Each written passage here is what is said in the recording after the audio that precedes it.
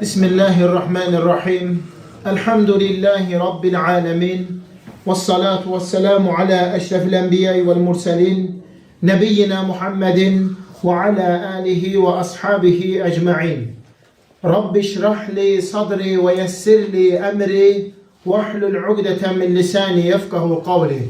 Allahümme allimna ma yenfa'una. وانفعنا بما علمتنا وزدنا علما وأصلح لنا شأننا كله ولا تكلنا إلى أنفسنا طرفة عين. Değerli, mühterem kardeşler, aziz cemaat, alemlerin Rabbi olan Allah'a sonsuz hamdü senalar olsun. Onun sonuncu peygamberi Muhammed sallallahu aleyhi ve selleme, onun ailesine, sahabelerine, ehli beytine ve kıyamet gününe dek onlara güzel şekilde tabi olanlara Allah'ın salavatı, salamı, hayır duası, bereketi olsun. Hem de olsun uca Allah'a, Allah Teala bizlere güzel, faziletli, faydası, hayri bol olan ilim meclisinde cem olup toplanmağa müvaffak etti. Hakikaten de ilim öğrenmek, insanın öğrendiği ilimle amel etmesi, öğrendiği ilmi, emeli başkalarına öğretip, çattırıp, tebliğ etmesi Allah yanında en kıymetli, en değerli emellerden sayılır. Allah Resulü Muhammed sallallahu aleyhi ve sellem buyurur ki, Allah yanında dünyanın qədir qiyməti yoktur. Dünya lənətdənir. Yalnız 4 şeyden başka. Allah'ı zikredip hatırlamak, Allah'ı zikredip hatırlamaya sebep olan şeyler, ilim öğreden müellim, ilim öğrenen cemaat. Allah yanında değerlidir, kıymetlidir. İlmin meclisleri bu dünyadaki cennet bahçalarıdır. Allah Resulü sallallahu aleyhi ve sellem ilim meclisleri bu dünyadaki cennet bahçaları adlandırır. İlmin meclisleri iştirak edip oturanların effolunduğu, bağışlandığı məclislərdir. Allah Teala mələkləri şahid gətirərək söyləyir ki, şahid olun, mən orada oturub iştirak edənləri bağışladım, əff elədim. O vaxt mələklərdən biri soruşur, ya Rabbi, orada bir nəfər var, elm üçün gəlməyib, elm öyrənmək üçün iştirak eləmir. Kimisə gözlədiyi üçün oradadır, yaxud yoldan keçirdi, döndü, baxdı, otdu, iştirak elədi. Allah Teala deyir ki, şahid olun, mən onu da bağışladım. Ona göre ki, ilim məclislərində oturup iştirak eden cemaatlarla dostluq eləyən, yoldaşlıq eləyən şəxs bədbəxt olmaz. Allah Teala ilim məclislərinə rəhmətini nazil edir. Sükunət, rahatsızlıq, əminamanlıq nazil edir. Mələklər gəlib iştirak edirlər. Qanadları ilə düz səmaya qədər əhatəyə alırlar. Hamısı bunlar, möhtərəm cemaat, bizim hal-hazırda oturup iştirak ettiğimiz, uca Allah'tan temenna edip dua ettiğimiz ilim meclisinin faydasıdır.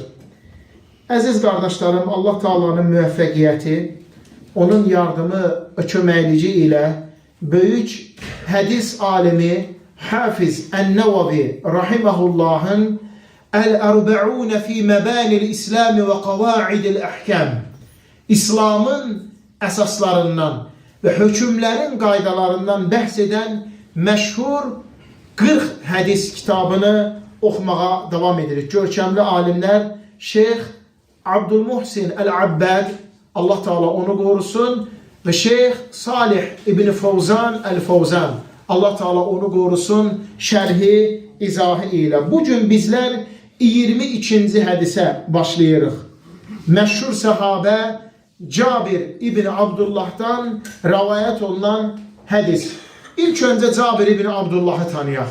Cabir İbni Abdullah radıyallahu anhu Allah Resulü sallallahu aleyhi ve sellemin en meşhur, en ilimli sahabelerinden sayılır. Uzun ömür yaşamış, 98 yıl ömür sürmüştür. Hicretten qabaq Resul sallallahu aleyhi ve sellem Mekke'den Medine'ye gelmemişten qabaq dünyaya gelip hicretten 78 yıl sonra da yaşayıp Ensardandır, yani Medinelidir. Medine'nin meşhur Hazrac kabilesindəndir. Cabir İbni Abdullah o sahabelerdendi ki ta kiçik yaşlarından Allah Resulü sallallahu aleyhi ve sellemin yanında oturup, ona mülazim olup, ondan ilim öğrenip, ilim alıp. Cabir İbni Abdullah o sahabelerdendir ki Allah Resulü sallallahu aleyhi ve sellem'den mindən çox hadis rivayet edib. Hafiz Es-Suyuti rahimehullah 7 dənə mindən çox hadis rivayet edən sahabeləri deyir.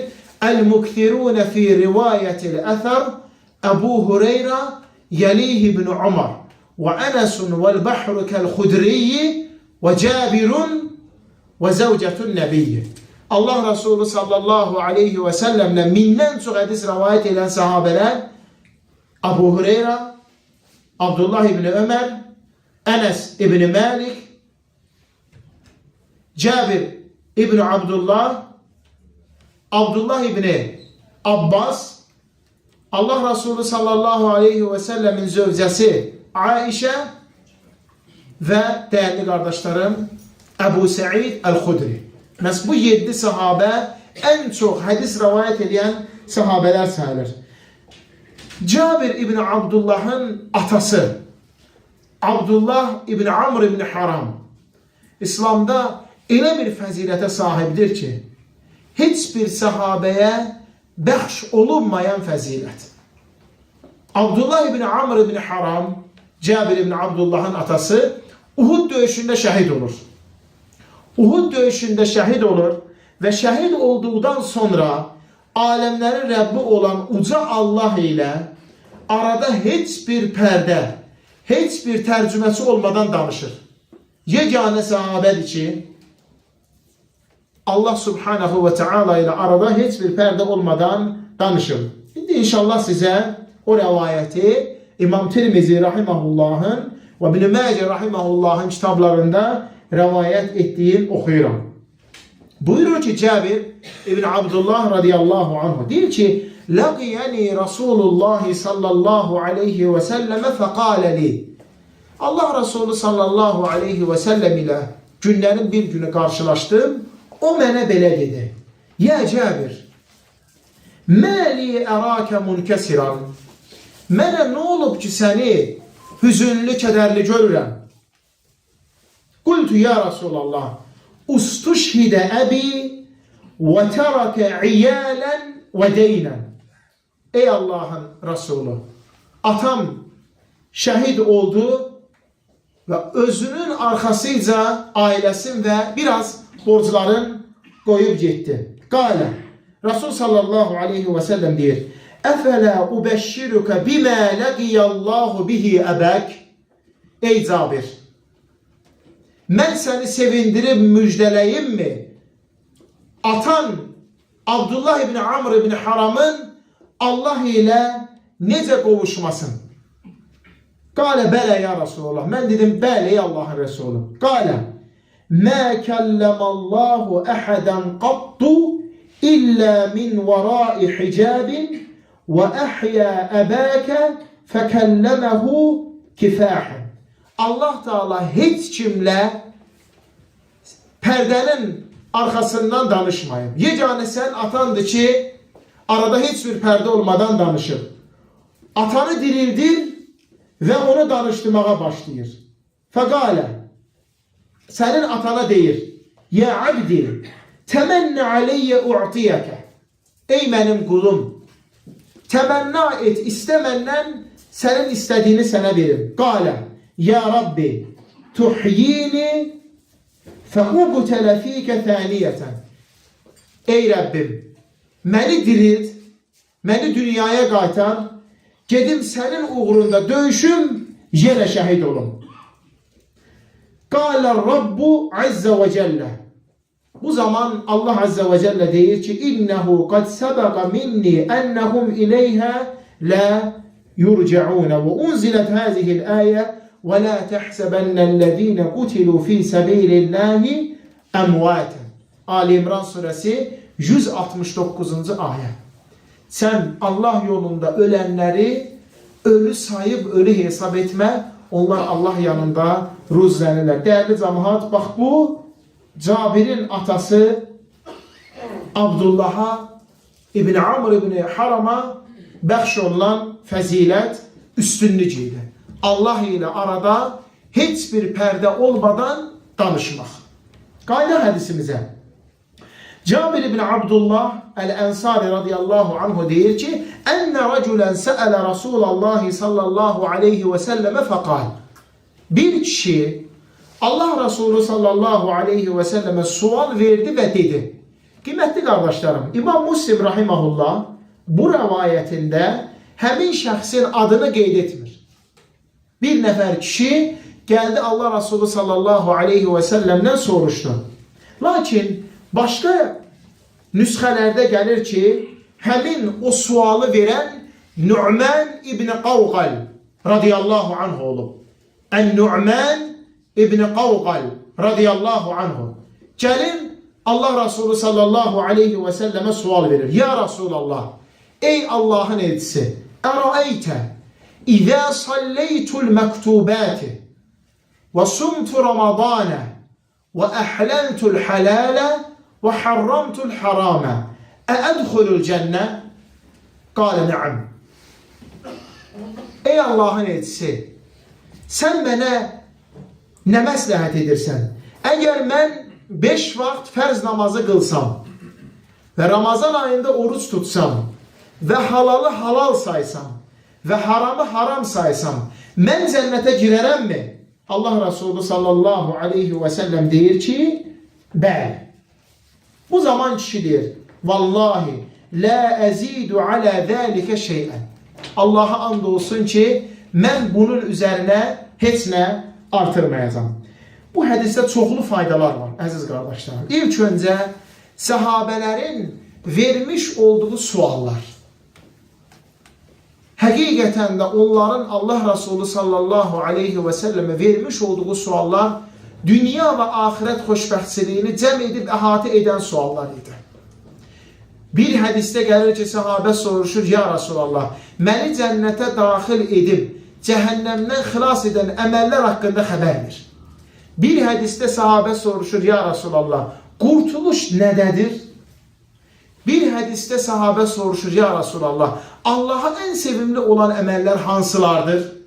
Bir hədisdə soruşur sahabə, ya Resulallah, Allah yanında ən böyük günah hansılardır? Bir hədisdə soruşur sahabə, ya Resulallah, ən çox yaxşılığa kim layiqdir? Baxın, suallar mühümdür. Allah Resulü sallallahu aleyhi ve selleme sahabələrin vermiş olduğu suallar bizə öyrədir ki, bizlər də onların varisləri olan alimlərdən, elm əhlindən məhz bu cür suallar soruşaq. Dünya və axirət həyatımızı ilgiləndirəcək, dünyada və axirətdə xoşbəxtçiliyə bizi aparacaq əməllər. Alimlər deyirlər ki, sual soruşmağın 3 əsası, 3 dayağı var. Gəlib elm əhlindən, alimdən sual soruşmağın 3 əsası, 3 dayağı var. Ən birinci, sənin elm əhlinə sual verməkdəki məqsədin, niyyətin, hədəfin. Məqsədin, niyyətin, hədəfin. Əgər sual verməkdəki məqsədin, niyyətin, hədəfin Allah rızası üçündürsə, Allah Taala'nın kəlməsi ucalsın, onun dininin dəvəti olsun, o zaman bu sualı vermək doğrudur, düzgündür, ibadətdir. Buna görə savab qazanırsan. Amma əgər qeyri məqsədlərdirsə, kimisə incitmək, kimisə əziyyət vermək, kimisə aşağılamaq, bu sualı soruşmasan ondan yaxşıdır. Soruşmasan ondan yaxşıdır. Ən birinci sual verməkdə insanın məqsədi, niyyəti, qayəsi. İkinci, vermiş olduğun sual ilə əməl edə biləcəyin, gücün çatırmı o soruşacağın sualla əməl edəcəyinə? Bu da mühümdür. Baxın, səhabə nə soruşdu? Nəyə gücü çatırdı onu soruşdu? Ya Resulallah, 5 vaxt namazımı qılacam, Ramazanda orucumu tutacam, halalları halal sayıram, haramları haram sayıram. Başqa ibadət adı çəkmir. Bunlarla sən cənnətə girəcəm, adam özün bilir. Nəyə gücün çatacağını bilir. Peyğəmbər s.ə.v deyir ki, bəli, bunları eləsən, sənə cənnət var. Demək, insan sual soruşanda bilməlidir ki, etdiyi ilə, soruşduğu ilə əməl edə biləcək ya yox. Üçüncü, sual soruşmağın əsası, dayağı o sualın İslam'a və müsəlmanlara xeyri, yararı, faydası varmı? İslam'a və müsəlmanlara xeyri, yararı, faydası varmı? O zaman onu soruş və bu ibadətdir. Sonra bu hədisdə xitab qabiliyyəti var. Deyir, ya Rasulallah, ey Allahın elçisi. Alimlər deyirlər ki, insan sual soruşduğu şəxsə gərək hörmət əlaməti müraciətlə başlasın. Məsələn, Peyğəmbər s.ə.v-in zamanında bu ya Rasulallah idi. Sonra sahabələr deyir ki, fidəkə əbi və ummi ya Rasulallah, atam anam sənə fəda olsun ey Allahın Rəsulü və s. Sonradan isə alimlərin, şeyxlərin, müəllimlərin dövründə onlara hörmətli müraciət qabiliyyəti, məsələn, hörmətli şeyx, əziz müəllim, Allah Teala sizi xeyirlə mükafatlandırsın, Allah Teala sizə bərəkət versin, bu şəkildə sual vermək. Və deyir ki, ya Rasulallah, mənə xəbər ver. Əgər mən 5 vaxt namazı qılsam, fərzləri deyir ha, burada nafilələri demir, sadəcə fərzləri deyir. Fərzləri qılsam və Ramazan fərz orucunu tutsam, sünnət oruclarım da yox, Ramazan fərz orucunu tutsam və halalları halal sayısam, yəni etiqad edəsəm ki, bu şey halaldır, bu şey etmək halaldır, onlar icazəlidir. Və etiqad etsəm ki, bu şey də haramdır. Bu sözü danışmaq, bu əməli etmək, bu şeyi yemək, bu şeyi içmək haramdır. Mən cənnətə girə bilərəmmi? Rasul sallallahu aleyhi və səlləm deyir ki, bəli. Əziz qardaşlarım, insanların bir əməli etməkdə qayəsinin, məqsədinin cənnətə girmək olması əslində doğrudur, düzgündür. Bəzi sufi təriqətləri deyir ki, biz Allaha cənnətə girmək üçün ibadət eləmirik. Biz Allahı sevdiyimiz üçün ibadət edirik. Bu yanlışdır. Allah Teala Qur'an-ı Kərimdə İbrahim Aleyhisselamın duasını bizlərə öyrədərkən deyir ki, İbrahim Aleyhisselamın duasına baxın, məni Firdevs cənnətinin varislərindən et. Min varafəti cənnətin nəim. Nəim cənnətlərinin varisi, yəni ora girənlərdən et. Və burada sahabənin deməsi, ya Rasulallah, məni bu əməllər cənnətə daxil edirmi? Yəni, heç də ixlasa, məqsədə, qayə zid deyil. Yəni, insanın Allah rızası üçün ibarət eləməsi o məniyə gəlir ki, Allaha yaxınlaşmaq, Allahın sevgisini qazanmaq, Allah yanında olan nemətlərə çatmaq üçün hamısı eyni mənaya gəlir. Və bu hədisdə Peyğəmbər sallallahu aleyhi və səlləm fərzləri və vacibləri yerinə yetirməyin və haramları tərk eləməyin insanın qurtulub xilas olmağına səbəb olacağını bizlərə öyrədir, başa salır. Yəni, fərzləri yerinə yetirmək, vacibləri yerinə yetirmək və haramlardan çəkinmək, istər bu hədisdə gələn olsun, istər digər hədislərdə gələn olsun, istər ibadətlər olsun, istər əməllər olsun, hansı ki şəriət bizə onları yerinə yetirməyə fərz edir, vacib edir, bizim cənnətə daxil olmanın səbəbidir. Eləcə də haramlar, qadağalar var. Məsələn, bu şey yemək olmaz, içmək olmaz, geyinmək olmaz. İnsan onu tərk eləməyinə görə savab qazanır. Məsələn, sən bugün haram olan bir şeyi yemirsən. Allah bilsin, nəfs istəyir, amma yemirsən. Buna görə sənə savab var. Haram olan bir şeyi geyinmirsən, içmirsən, çəkinirsən. Buna görə savab var. Yaxud da məsələn, ulğuma bir söz gəlir. Ancaq bunu danışmaq haramdır. İmtina eləyib o sözü dala qaytarmağın savabdır, mükafatdır. Buna görə sənə savab vardır. Allah Subhanahu taala buyurur ki, əgər onlar böyük günahları tərk edib uzaqlaşsalar, Allah Teala onların kiçik günahlarını bağışlayar. Yəni, insan heç bir salih əməl etmədən də onun kiçik günahları bağışlana bilər. Yəni, böyük günahlardan imtina edib uzaqlaşmağın kiçik günahlarının bağışlanmağına səbəbdir, gətirib çıxardır. Bu hədisdə, dəyərli qardaşlarım, ola bilsin, maraqlı olar ki, bəs həcc ibadəti hanı burada? Bəs zəkat ibadəti hanı burada? Yaxud da digər fərz ibadətlər yoxdur axı burada. Sadəcə burada nə var? 5 vaxt namaz, bir də Ramazan ayının orucu. Dəyərli qardaşlarım, alimlər bunu belə şərh edirlər. O kişi zəkatı soruşmayıb, ona görə ki, imkanı yox idi axı. Onun bir dənə gücü satırdı, namaz qılmağa, oruç tutmağa. Zəkat pullu ibadətdir. İmkan lazımdır. Həcc pullu ibadətdir. İmkan lazımdır. Bu kişinin olmadığı üçün bir dənə namazla oruca güc çatır, onları soruşur. Buradan da fayda var. Alimlər çox gözəl qardaşlarım. Nəyi eləyə biləcəksənsə elm əhlində onu soruş. Məsələn, mən durdum zəkat haqqında soruşuram. 5 dəyə, 10 dəyə qədər soruşuram. Ay, sənin pulun var zəkat verməyə. Həcdən soruşur. Həccin qiyməti ilə maraqlanır. Ay, nə bilim, bu il həccin qiyməti yaman çox oldu. Göy az olsaydı gedə biləcəkdi. Yəni, özünə aid olanı soruş. Gücün çatacağını soruş. Eləyə biləcəyini soruş.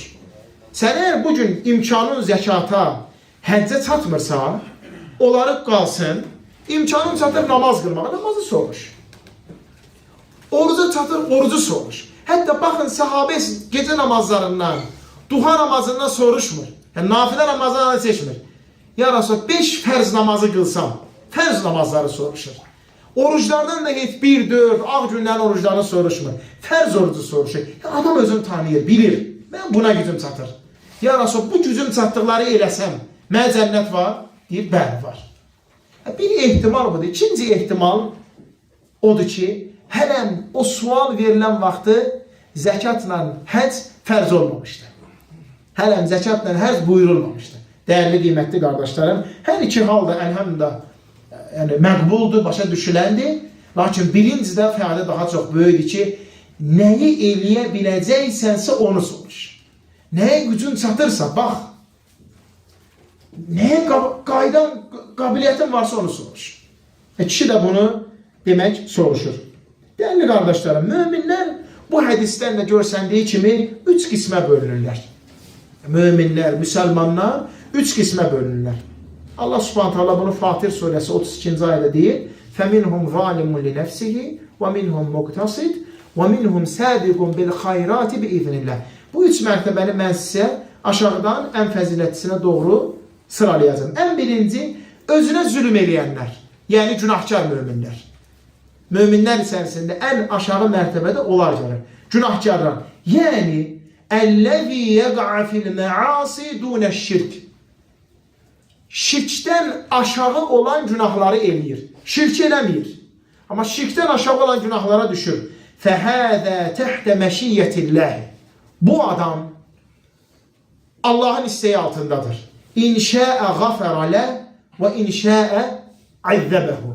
Allah Teala qiyamət günü istəsə onu bağışlayacaq öz rəhməti ilə, istəsə ona əzab verəcək öz ədaləti ilə. وَلَكِنْ هُوَ مِنْ أَهْلِ الْجَنَّةِ. Amma bu adam nəticədə cənnət əhlidir. وَلَوْ عُذِّبَ فَإِنَّ مَآلَهُ إِلَى الْجَنَّةِ. Əzab görsə belə, axırda qayıdacağı yer onun cənnətdir. Səbəb, dəyərli qardaşlarım, onun Allaha iman gətirməsi. Onda tohidin olması, onun şirk eləməməsi. Allah subhanahu ta'ala deyir, Əl-ləzīnə əmənu və ləm yəlbisu imanəhum bi zulmin ulaikə ləhumul əmnu və hum muhtədun. Allaha iman gətirib, iman gətirdikdən sonra özlərinə zülm etməyənlər əmin-amanlıqdadırlar, doğru yoldadırlar. Sahabələrə bu ayə ağır gəlir. Ya Rasul, hansımız özümüzə zülm eləmirik? Peyğəmbər s.ə.və soruşurlar ayənin mənasını. Deyir, buradakı zülüm sizin başa düşdüyünüz zülüm deyil. Eşitməmisiniz Loğman əleyhissalamın oğluna nəsiyyətin, oğlum Allaha şərik qoşma. Allaha şərik qoşmaq böyük zülümdür. Buradakı zülüm, yəni Allaha şirk qoşmaq. İman gətirib, tohid üzərə olub, kimsə şirk eləməsə, Allah Teala onu gec-tez bağışlayacaqdır. Bu ən aşağı təbəqə. İkinci təbəqə, orta yolu tutanlar. Orta yolu tutanlar. Əl-muqtəsid. Əl-ləzi iqtasara aləl-fəraid və ləm yəti bil-nəvafil və tərkul-muharramət və iktəfə bil-mubahət. O kəslər ki, ancaq fərzləri yerinə yetirir, nafilələri eləmirlər. Namazlardan fərz olanı qılırlar. Orucdan fərz olanı tuturlar. Zəkatdan, sədəqədən fərz zəkatı verirlər. Həcdən, ümrədən fərz həcci edirlər. Amma nafilə namazlardır, qılmırlar, nafilə oruclarını tutmurlar, nafilə zəkatdan sabahı sədəqədir vermirlər, nafilə həcdən sabah ümrədir eləmirlər. Haramları isə tərk ediblər, amma mübahları eləyirlər. Bunlar demək orta, ikinci təbəqədir. Ən üstün, ən fəzilətlisi isə əs-səbiqun bil xayrat. Xeyir işlər görməkdə yarışanlar. Və huvəl-ləzi ədəl vacibati vəl-fəraid. Bu o kəslərdir ki, vacibləri və fərzləri edir. Və-nəvafil, nafilələri edir. Və təcənnəbəl muharramati vəl-məkruhati. Haramları tərk edirlər və məkruh olan şeylər də, bəyənilməyən şeylər də tərk edirlər. Və ba'dul mubahati ihtiyatan. Və bəzi mübah olan şeyləri ehtiyat üçün tərk edirlər. Fəhədə fi ə'lə dərəcətil müminin. Bax, bu müminlərin ən uca dərəcəsidir, dəyərli qardaşlar. Allah Teala Fatir surəsində buyurur, فَمِنْهُمْ ظَالِمٌ لِنَفْسِهِ. Onlardan bəziləri günahkardır. وَمِنْهُمْ مُقْتَصِدٌ. Bəziləri isə ancaq fərzləri yerinə yetirir və haramlardan çəkinir. وَمِنْهُمْ سَابِقٌ بِالْخَيْرَاتِ بِإِذْنِ اللّٰهِ. Bəziləri isə xeyir işlər görməkdə Allahın izni ilə yarışırlar. فَالْمُؤْمِنُونَ لَا يَخْرُجُونَ عَنْ هَذِهِ الْأَقْسَامُ الثَّلَاثِ. Mömin bu üç qismdən qırağa çıxmır. وَكُلُّهُمْ فِي الْجَنَّةِ. Və onların hamısı Allahın müvəffəqiyyəti ilə cənnətədir. Qalallahu Teala, Allah Teala deyir, hansı ki az əvvəl Fatir surəsi 32-ci ayəki oxudum.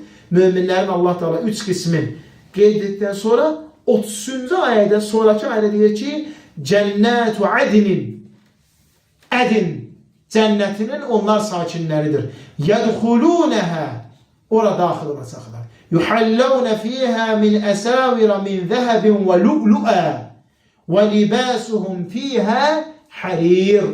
Cənnət nemətləri, onların geyimləri ipəkdən olacaq. Həmçinin qızıldan və mərcandan onların demək əsavir, yəni bəzək əşyaları olacaq. Hətta zalimu li nəfsihi fil cənnə. Hətta özünə zülm edən şəxsə cənnətdə olacaq. Mədəmə leysə indəhu şirkun və lə kufrun. Madam ki onda şirk və küfür yoxdur.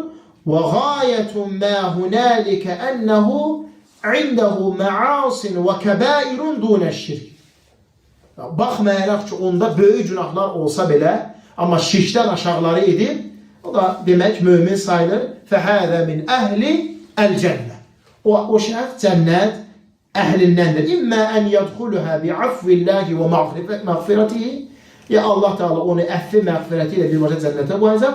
Və immə ən yu'əzzəbu finnəri biqadri mə yətətəhharu min zunubihi thümmə yədxulu əl-cənnə. Ya da ki, etmiş olduğu günahların miqdarınca əzab görəcək, yanacaq, yəni təmizlənəcək.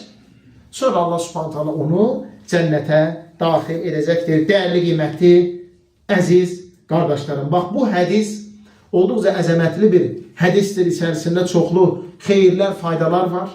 Hər birimizin bildiyi kimi elmi öyrənməyin, sualı soruşmağın insandakı məqsədi, qayəsi, niyyəti Allah üçün olmalı. Sonra elm əhlinə müraciət eləmə qabiliyyəti, hörməti, sonra bacara biləcəyin şeyləri soruşmaq. Eləyə biləcəyin şeyləri sormaq. Yəni, soruşub bu qapıdan çıxandan sonra eləyə biləcəksənsə, onları soruş, həm özün, həm də hamı faydalansın. Əziz, qiymətli, dəyərli qardaşlar, bu hədis haqqında bu qədər və Allah Teala bizləri eşidib, başa düşüb, faydalanan qullarından etsin. Həmçinin bu hədisdə biz öyrəndik möminlərin 3 dərəcə, 3 qism olmağı. Günahkarlar, orta yolda gedənlər, bir də xeyir işlər görməkdə bir-birləri yarışarlar. Hər üçü də mömin bəndələrdir.